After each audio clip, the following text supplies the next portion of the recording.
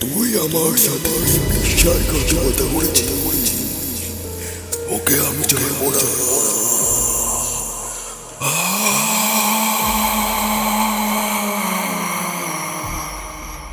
হঠাৎ এক ভয়াবহ আর্তনাদে মিলিয়ে গেল সেই ছায়া, কিন্তু যাওয়ার আগে এই কোন দৃষ্টি আমি দেখলাম।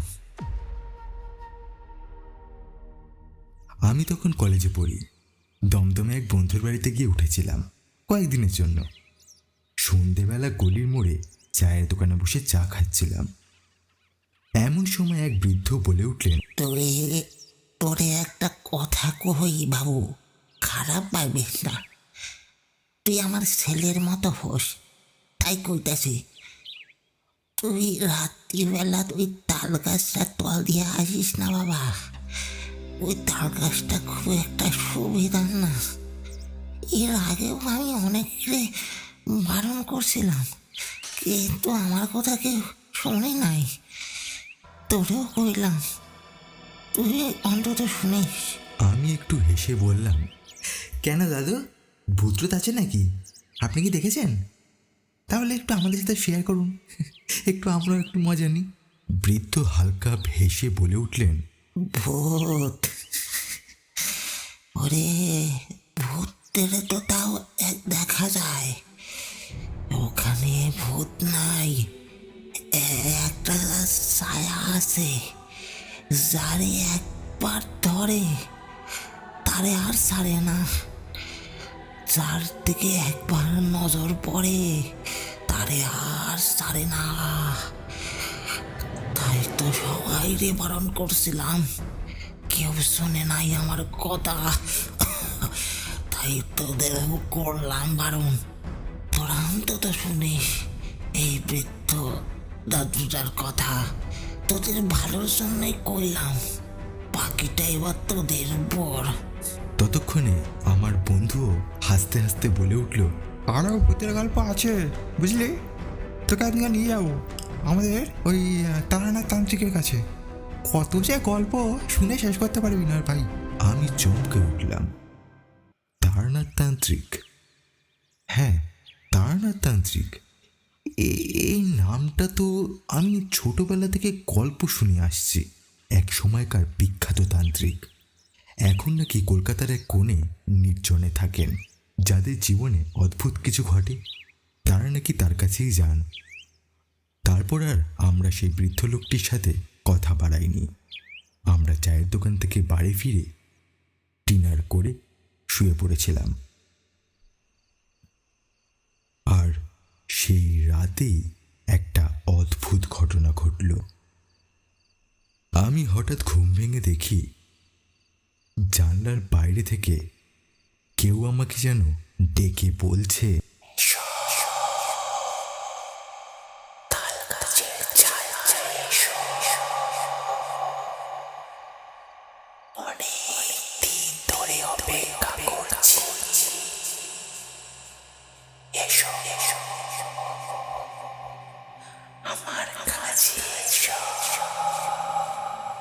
সেই কণ্ঠটা ছিল একদম নির্লিপ্ত, গভীর আর কেমন যেন অচেনা। জানলা খুলে তাকাতেই দেখি তাল গাছের নিচে একটা ছায়া মূর্তি দাঁড়িয়ে। চোখ দুটো যেন জ্বলছে।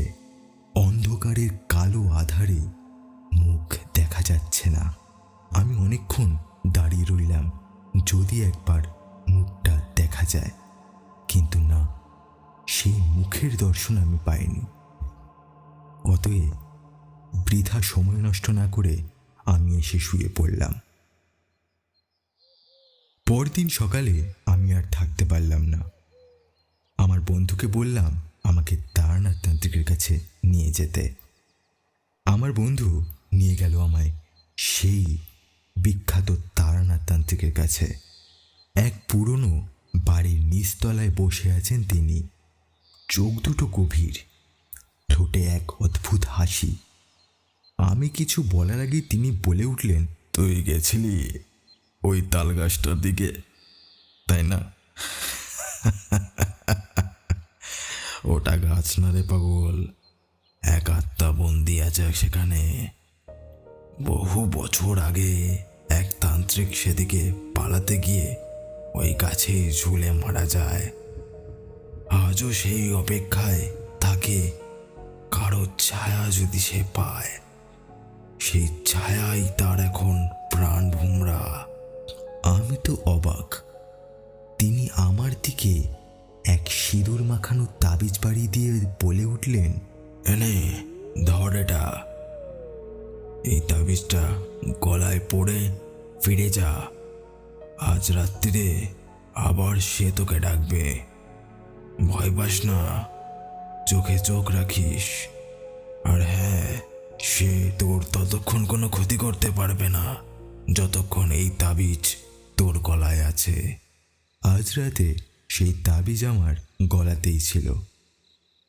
খেয়ে দিয়ে আমরা সকলে শুয়ে পড়লাম, কিন্তু আজ আর যেন কিছুতেই ঘুম আসছে না। এপাশ ওপাশ করছি। দুপুরে বেশ খানিকটা বৃষ্টিও হয়েছে, তাই আবহাওয়াটা খুব ঠান্ডা। তবুও যেন কেমন অস্বস্তি বোধ হচ্ছিল।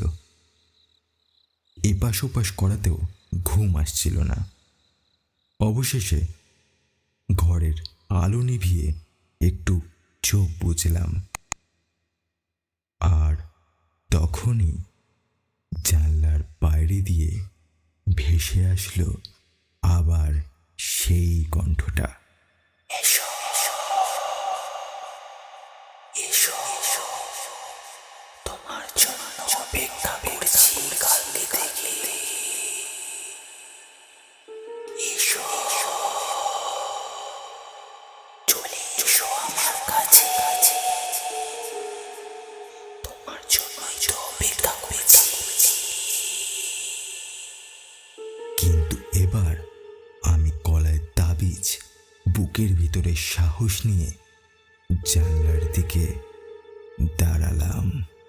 চোখে চোখ রাখতেই ছায়াটা হঠাৎ করে ছটফট করে উঠল, আর যেন এক বিকট আর্তনাদ দিয়ে উঠলেন।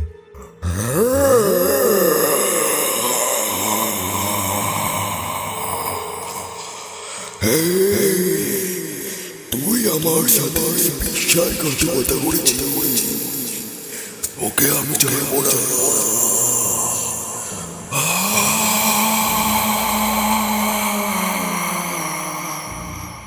হঠাৎ এক ভয়াবহ আর্তনাদে মিলিয়ে গেল সেই ছায়া, কিন্তু যাওয়ার আগে এই কোন দৃষ্টি আমি দেখলাম।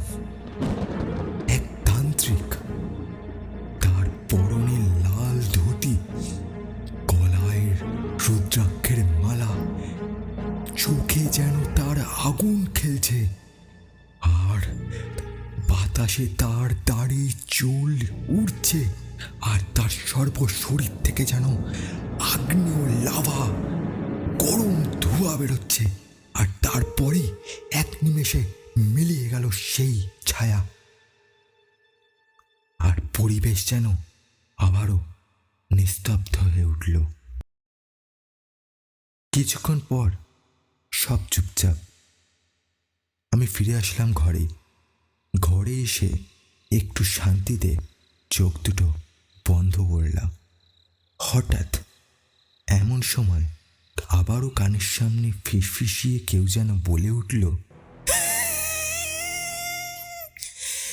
কি ভাবলি আমাকে ধ্বংস করে দেওয়া এতই সোজা?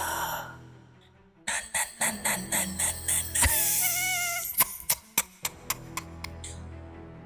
আমি লাফ দিয়ে উঠলাম, কিন্তু ঘুম থেকে উঠে যা দেখলাম তার জন্য আমি মোটেই প্রস্তুত ছিলাম না। সকাল হয়ে গেছে। সকালে উঠে দেখি তাল গাছটা ভেঙে পড়ে আছে। মনে হয় তাল গাছটায় যেন আগুন ধরিয়ে দেওয়া হয়েছিল। তারপরে কি হয়েছিল কি ঘটনা তা আমি আজও জানি না। পুরো ঘটনাটা আমি আমার বন্ধুকে বলেছিলাম। তারপর সেও আমায় তারানাথ তান্ত্রিকের কাছে নিয়ে গেছিল, কিন্তু কাকতালীয়ভাবে তার দেখা আমি আর পাইনি। আজও যখন দমদম যাই, ওই গলির মোড়ে চা খেতে খেতে তালগাছটার শূন্য জায়গাটার দিকে তাকিয়ে ভাবি, ছায়া কি সত্যি শেষ হয়, নাকি শুধুই লুকিয়ে যায় অন্য কোথাও। আপনারা এতক্ষণ শুনছিলেন তারানাথ তান্ত্রিকের তালগাছটার ছায়া। আজকের গল্পটি যদি আপনার ভালো লেগে থাকে তাহলে অবশ্যই একটা লাইক করে দেবেন, আর চ্যানেলটি সাবস্ক্রাইব করতে ভুলবেন না এরকম আরও নানান ভূতের গল্প পেতে। দেখা হচ্ছে পরের গল্পে। ততক্ষণের জন্য সুস্থ থাকবেন, সুরক্ষিত থাকবেন, আর এভাবেই